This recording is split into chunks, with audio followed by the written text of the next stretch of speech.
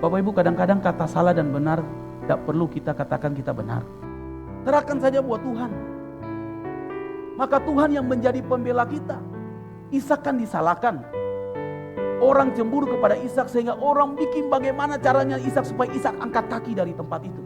Bapak Ibu yang dikasih oleh Tuhan, Alkitab bilang Ishak tidak komplain. Ishak cuma datang berseru kepada Tuhan. Dia hanya mendirikan mezbah siang dan malam. Tuhan tolong.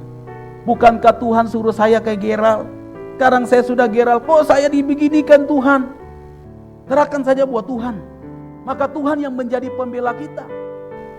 Kadang-kadang kita mengandalkan manusia untuk menjadi pembela kita. Bisa saja manusia justru menjatuhkan kita. Tapi ketika Tuhan menjadi pembela kita, siapakah lawan kita? Kata firman Tuhan. Oleh sebab itu Alkitab bilang, jangan andalkan manusia tapi tetap andalkan Tuhan. Artinya apa Bapak Ibu? Jangan main dua kaki. Andalkan Tuhan tapi andalkan manusia. Tuhan bilang orang yang mendua hati hidupnya akan bimbang. Tapi ketika kalau kita andalkan Tuhan seperti Ishak, terus andalkan Tuhan. Dan Tuhan membuat mata lawan-lawannya Ishak justru tercengang dan datang sendiri kepada Ishak. Ini yang terjadi pada Ishak. Dan ini yang saya bilang Bapak Ibu. Orang yang memberi diri dipimpin oleh firman Tuhan, dia akan mengalami keselamatan. Bukan hanya di akhirat, tapi saat ini pun.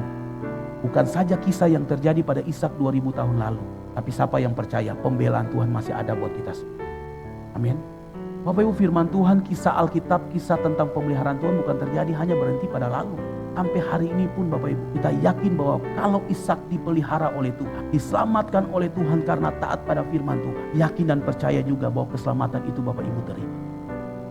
Oleh karena itu Bapak Ibu, mari sekali lagi dari mimbar ini, jangan pernah bosan, jangan pernah berhenti untuk baca firman, untuk renungkan firman. Karena firman itu menjadi jaminan keselamatan, hidup dalam kekekalan, tapi juga hidup taat. Kiranya Tuhan memberkati kita.